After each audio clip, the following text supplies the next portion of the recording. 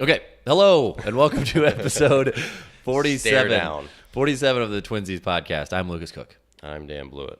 and we're here in your apartment in a different vantage point. Yep, joined today by the Natty Bowman. Natty Bowman is here.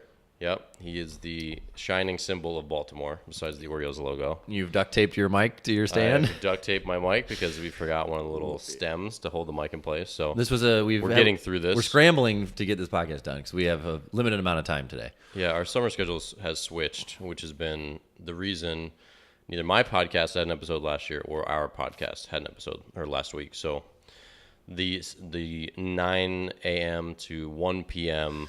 and then with like a couple hour break and then some afternoon sessions, which we don't necessarily work all of that like we have employees, but it's still just been tough to get everything just sorted out where we have like downtime to crank this stuff out. Yeah, or and where then we're you together. Yeah, our schedules overlap. Yeah, but team coaching, strength coaching, lessons, Other stuff. other things. It's been a challenge. Anytime our routines get tossed up and down, it's Big routine guy. tough. Yeah. So, Lucas, do you have any travel planned for the next couple of months? Do I have any travel planned? I actually don't have anything on the books, although I do. To the extent I have something planned, and to the extent that I know I want to do something. I don't know what that thing is. I kind of want to go back up to Milwaukee, which I was thinking about doing this weekend, but we just got back from watching our 15U team play, and I was like, oh man, this is a tough weekend just because we have two of our teams are in town during an off weekend for my team. So I was like, oh, I want to catch some games. But currently, no.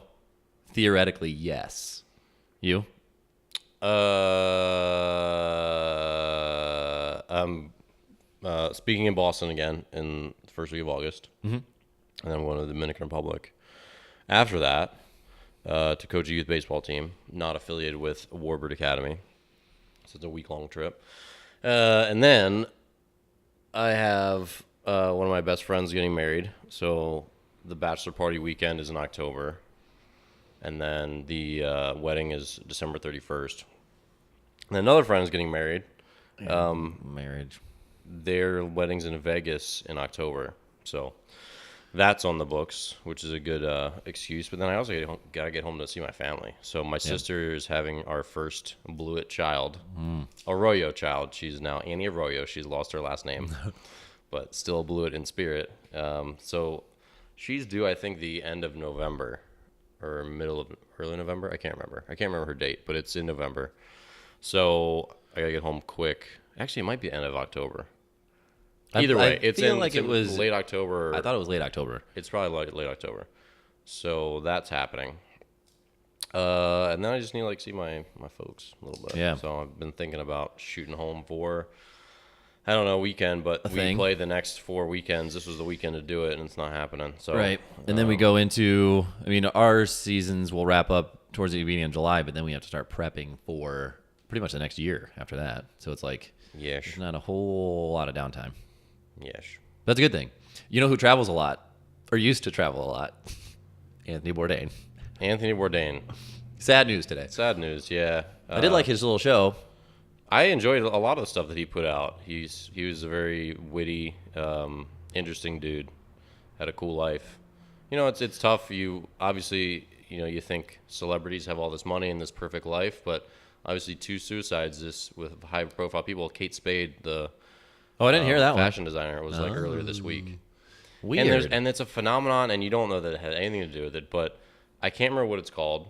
I read it in a book last year. We were talking about it, where say there's an airplane goes down and the pilot crashed the plane. There's a much higher likelihood of someone else driving a plane into the ground, in the subsequent weeks. Same thing with automobile accidents. It basically becomes they saw that person did it, so then they had I could do it too. Yeah, they did. People that are kind of on the edge who might not. It's a really sad phenomenon, but you wonder if that has anything to do with it, a high profile person, and then a second high profile person after that. So yeah, I didn't realize that first one. That's bizarre. Yeah, Kate Spade, the handbag fashion design. I guess it's not just handbags, but she's a whole line, kinds of stuff. Huge line. So yeah, but you just take for granted that people, even when they're the top of their industry and famous and wealthy, people have problems everywhere, and it's unfortunate. That's why I try really hard to maintain being poor. Yeah, I'm also poor. Yeah. So, but yeah, no, Anthony Bourdain, I liked his shows. Seemed like a cool dude. Yeah. Which I guess that all got started for him when he was just a chef, and then he wrote this book. What was it called? Kitchen Confidential, and that just like TV show, and then just like launched him up. It's crazy how things can like go like seemingly that quick. How does that? I don't understand how that happens. Have you read that book? No, I haven't either. I've wanted to, but I mean, he was launched from obscurity by that book? Like he had nothing before that. Yeah. How does that happen? Because all I hear about is how difficult it is to get a book like into the like stratosphere. Like it's hard to like get published and then have it become a bestseller. That was a best-selling book for like a really long time. How does that happen for somebody who like I don't know. Yeah, I don't know the topic, but it seems like it was kind of like an expose or something, right? Behind the scenes. Sounds like it was like a maybe nitty-gritty. he knew enough people. I mean, it just seems like that was what 30 years ago, 40 years ago. Yeah, when a people while ago. actually read books a lot more. Yeah. So I don't know. People read books. I mean, books were a medium back in the day, where that was like a bigger deal than it is now to have a book. Yeah. So. And obviously, I don't know. I would like to read the book because I want to know what it was about the book that, like you said, just like blew his career up. Because then he was just like everywhere. And he's a charming guy and like fun to listen to. Yeah. So I'm assuming you gather that from his book. So I'd be curious to read it. Yeah. I'll put that on the list. Yeah. But yeah, it's a shame. He'll be missed. Yeah. So speaking of the phenomenon of people reading less, I had mentioned this to you off air maybe that was like a week ago or so, that I'm like in the midst of writing this really long article on basically hitting a volleyball. And today I had wrote like another 1,000 words or so. So it's getting up there in words. And the whole time I was mentioning to you that this whole time I'm writing it, I'm like, no one's ever going to read this. No one. And I was like, which is fine because writing obviously helps you learn a subject really well. And so inevitably I'm just thinking about how I'm going to have to go back and repurpose the vehicle and like do videos and stuff like that on it anyway. And I was like, man, I wish people just read more. But it's like harder and harder to do. Yeah. Sit down and just read. It really is. I was looking at my website traffic and our website traffic yesterday, and average duration on a page is 30 seconds. Yeah.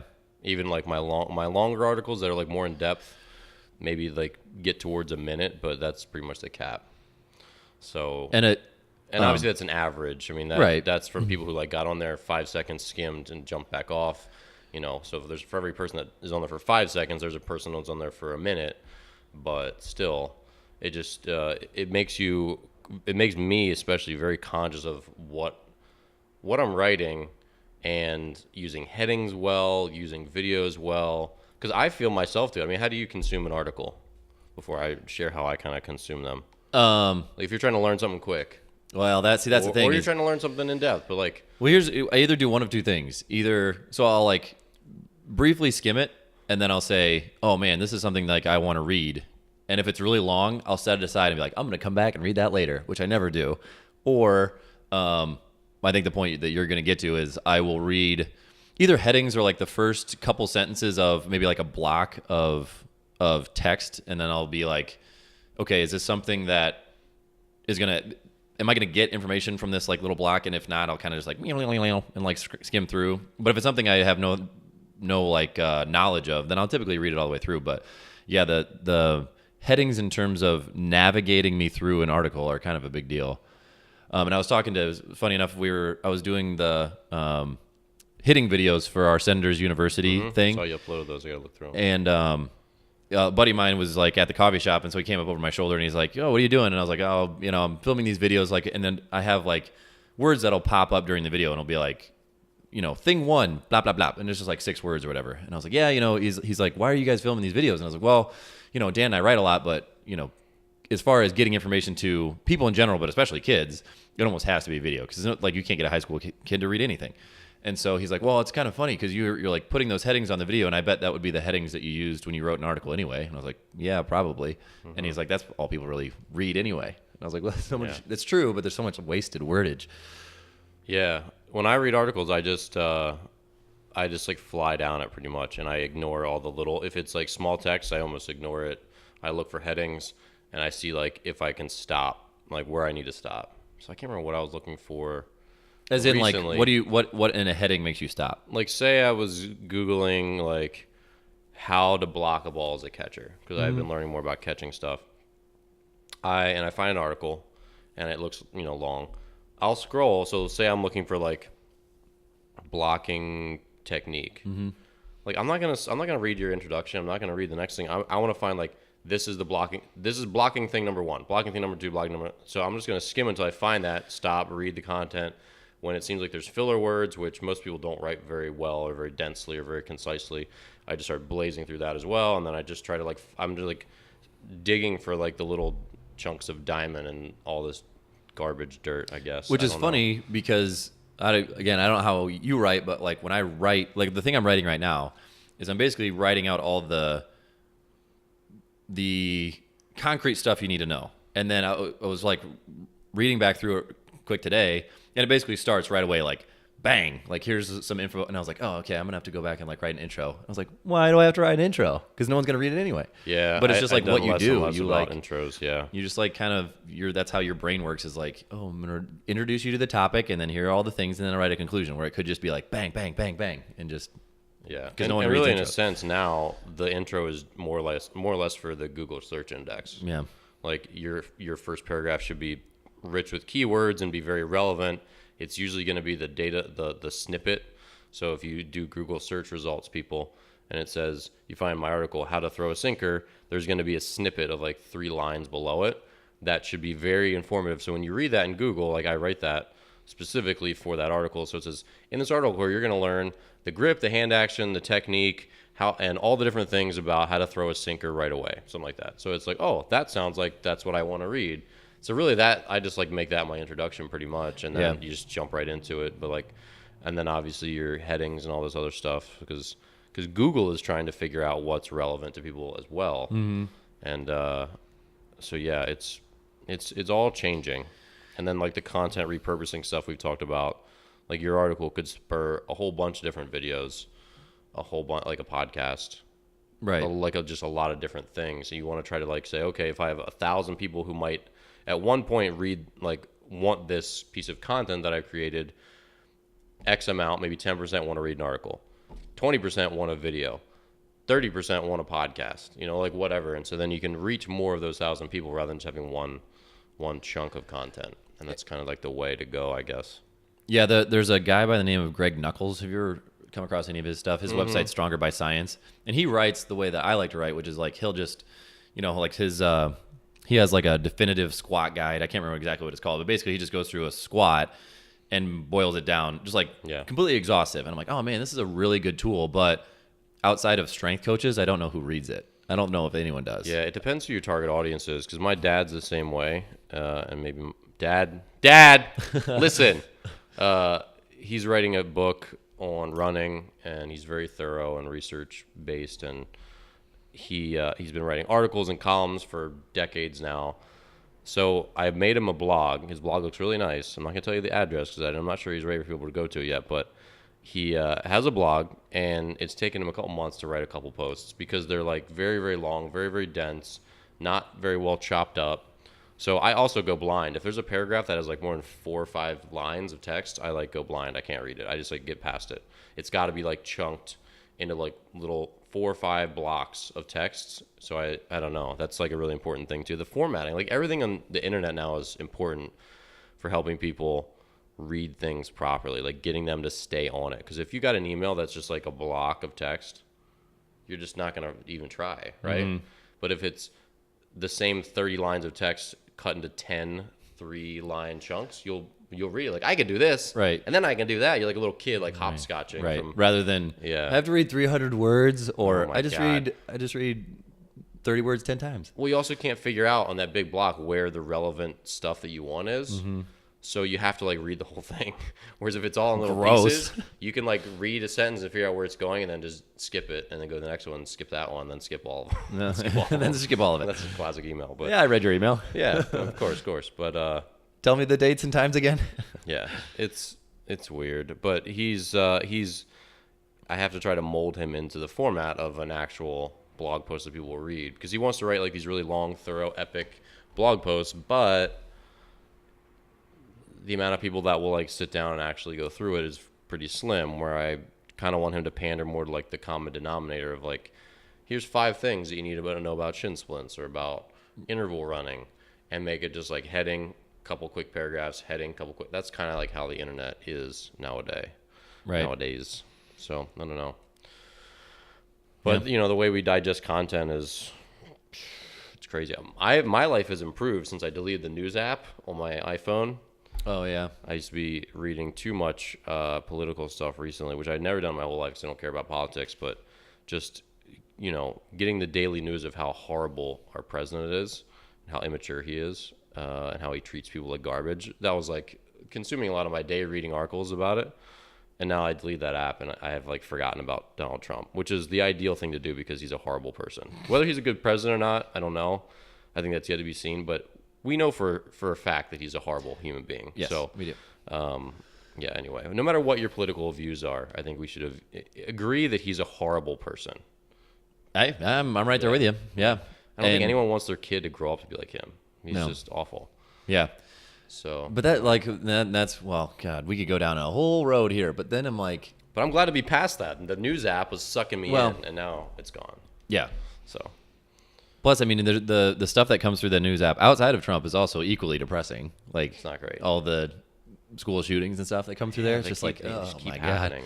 God. This is exhausting reading all of this. Yeah, I used to never. That's why I just basically stay out of the news. Just stay out of it. Yeah, don't read the Just news, live people. in my bubble. Be hermits. One day I'll wake up. It'll be like that episode of The Twilight Zone. I walk out of my vault. There was time now.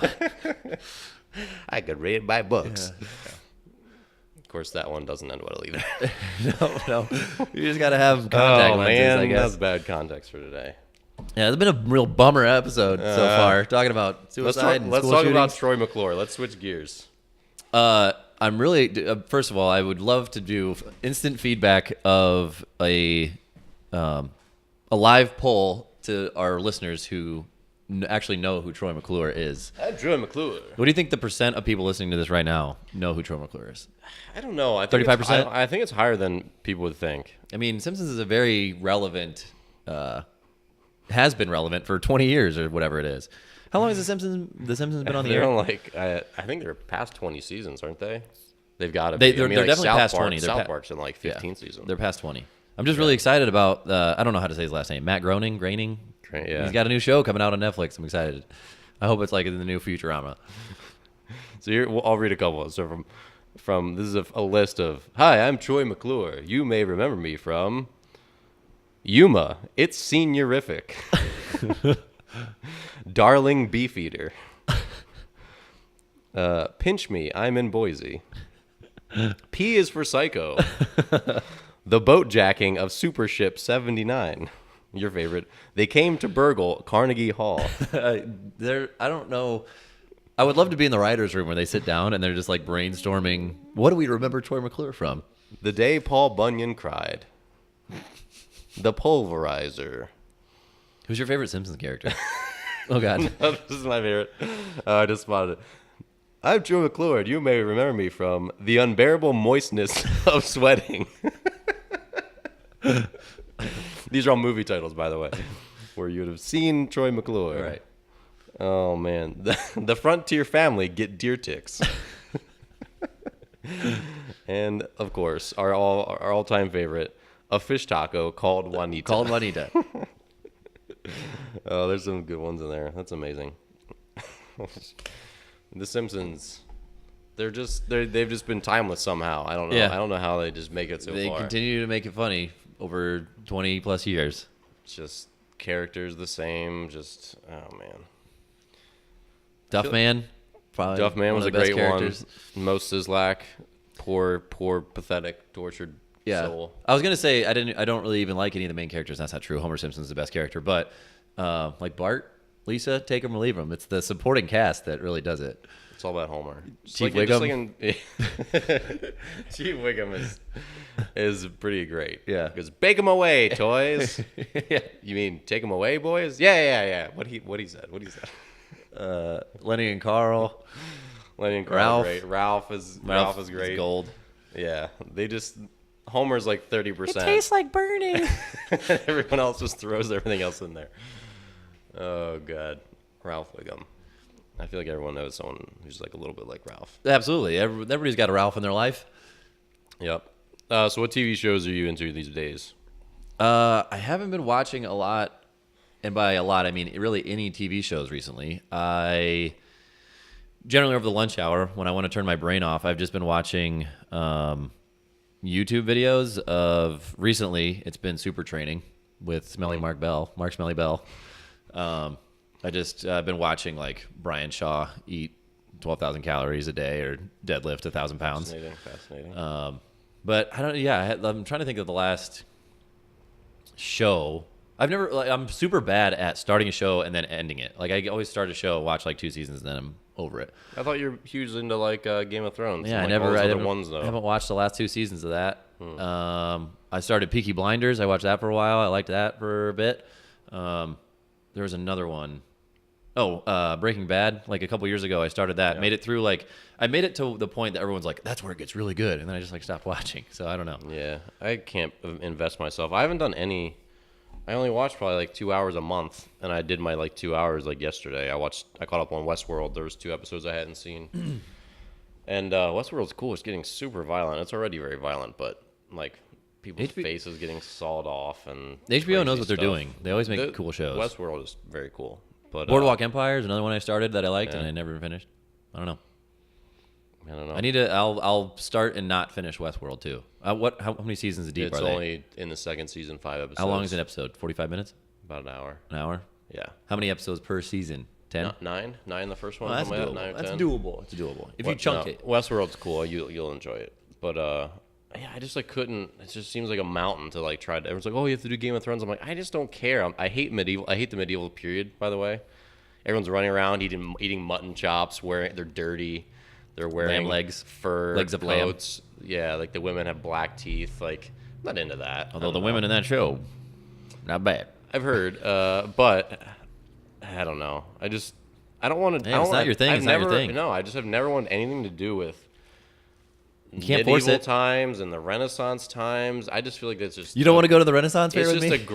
It's a gross time. I never want to go to medieval times and watch jousting and any of that nonsense. Speaking of which, I might as well toss this in now because it's relevant rather than the next book club. But I was reading this book or listening to a book, and I already forgot what the title is. But basically, it's about plagues throughout, or like disease throughout history, and sort of like how they've been combated. And that's been fascinating to listen to, just like the tales of the bubonic plague and all that kind of stuff. And that was Renaissance medieval time 101 is like, what disease are you going to die of and how old are you going to be? But that's just been super gross and really fun. I wish I could remember the name of that book. There's a book? Mm-hmm. That's got to be like, oh, you're just sitting in your one-room house with your family.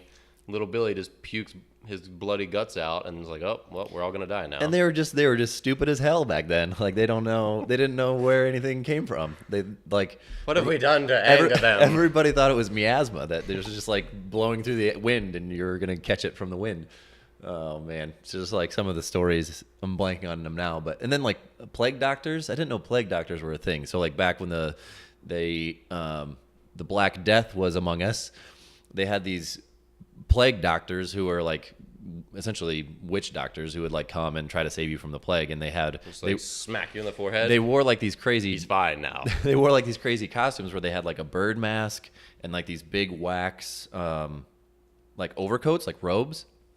And so I kind of looked them up, and they've been like popularized throughout like pop culture, where they like, you know, people will draw like crazy witch or plague doctors. But then the author was talking about how a lot of the iconic images of plague doctors actually had like real purpose. So they had like these weird bird masks, which they thought that at first the bubonic plague was spread by birds, and so they would and they thought it was miasma. They thought it was bad smells equals deadly disease. So they would take these bird masks and they'd stuff them full of like potpourri, and they'd wear that mask over their face because they were like, oh, the clean smell will protect me from the disease because of course, right? That sounds right. That sounds but right. they were saying like the purpose that served, it was one of the things that a lot of people died from was real doctors would like not go and treat people in their houses because it was like disgusting and gross.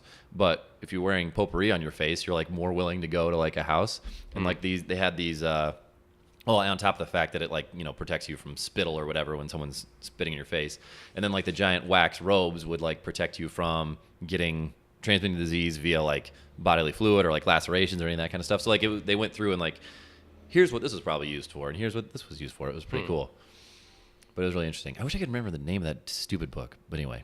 I went to the Museum of Medical Science or something in Chicago. Have you been to that one? Mm-mm. It's on like right on the lake pretty much.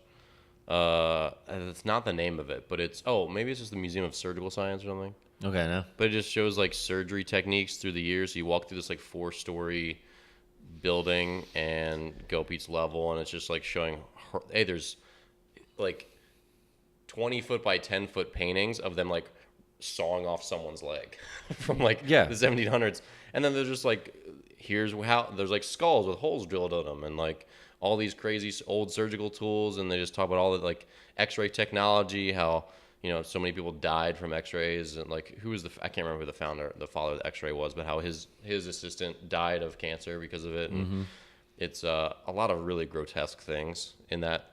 It's a cool walkthrough. Tons of like I said, old rusty surgical tools, and I actually went there, full circle. I went there because I saw Anthony Bourdain go there. Oh, weird. Yeah, that's I just crazy. realized that I didn't. That was not intentional, but yeah, he went there, and his Chicago episode. Tie this podcast up in a little cool. bow. I went there with my parents and my ex-girlfriend. Yeah, so it was an interesting little museum. It was like $25, but it was pretty cool. So, yeah, to think about the fact that we didn't have anesthesia during the Civil War, and they were just hacking off limbs right and left. There were so many huge, like you see those like big like Renaissance, like like all these like incredible mural beautiful paintings, and they're in this museum. They're all of like hacking limbs off and cutting pulling their liver out and delivering a baby. There's some pretty gross paintings, but that was all really and the thing that makes them really realistic is, as they're doing this, there's like 6 guys holding their arms down. Yeah. They're like writhing in pain as they're doing, it's like, ugh, that's how it used to be. So I'm thankful. Yeah. I was born in 1985. Right. Not in 1650 because. Yeah. Okay. Hey, sorry, guy. We're going to cut my leg off today. And it's just going to hurt a lot. If you're probably going to die anyway, but that's going to happen. So. Yeah. If you're not dying of leprosy or. You'll die because we cut your leg off. Yeah. Cholera. Yeah. Cholera where you poop yourself to death. Yeah. There's some gross stuff. Ugh. Yeah, it reminds me of Oregon Trail, which is still the best game. I wish I could get a computer. I wish I could just go back in time and play Oregon Trail. Because it just gives you a lot of... It's a good life lesson game. It tells you, like, hey, you go out and shoot 150 pounds of animals today, but you can only carry 25 pounds back, so one of your family members is going to die in a day anyway. Right. Or you just going along, you're doing great, and then one of your oxen dies for no reason. Right. That's life. Right. Sorry about it. Hey, man, you got bit by a snake. Yeah, and then Mary just dies of dysentery for no reason. Yep. And you loved her, and she was great, but she's dead. Yep. It's like the game of life. Every time you play Oregon Trail, you may do better or worse than the previous time because of random chance. Random chance. It's like, hey, kids, this is a very realistic Nothing game. matters. Yeah, it's all random chance. Matters. Yep. You're going to die of starvation soon. You go out hunting, and there's nothing there. And then you got plenty of food, and you kill 500 pounds of buffalo. You can only carry like a quarter, tenth of it back. Glad you fed that pack of wild coyotes with your kill. What are you going to do? So, yeah, I played that as a kid, and I played Math Blaster. I remember Math Blaster. Math Blaster was actually kind of fun. I mean, they tricked me into doing math. Doing math, yeah. Yep. Y = mx plus b is not as cool as when you're getting it in a spaceship. Did you guys have Battle Chess? You remember that game? Mm-mm. It was like chess, but the little pieces were little characters. So like I just remember the rook was like a stone monster guy.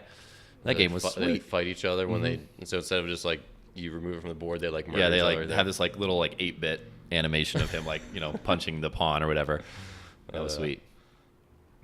Good job. Good times. Early 90s game developers on developing games that trick you into playing mind stuff. Yeah. Well, I still think mostly 8-bit games are the best games ever anyway. Like RBI baseball.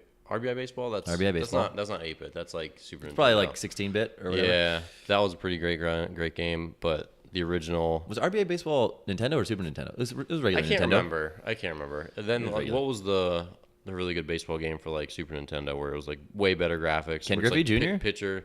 Ken Griffey Jr.'s winning run was amazing, but the one I'm thinking is like it's from behind the pitcher's point of view, and there's no way I'll remember. know. Bases loaded. No more. I just said there's no way I'll remember, and then I literally remember. Then literally remembered. Bases loaded. There's like Okay. a couple of them. Those were good games. Those were like Super Nintendo or Sega or something. But Oh, could have been Sega because I think I I had a Sega. I didn't have a Nintendo. I had a Super Nintendo. My friends had Super Nintendos. My parents didn't let us get a Sega, so I was like, I was older, where I was like kind of already like, I should have had a Sega by now. It's been out for a while. Okay. Like, finally, you can have one.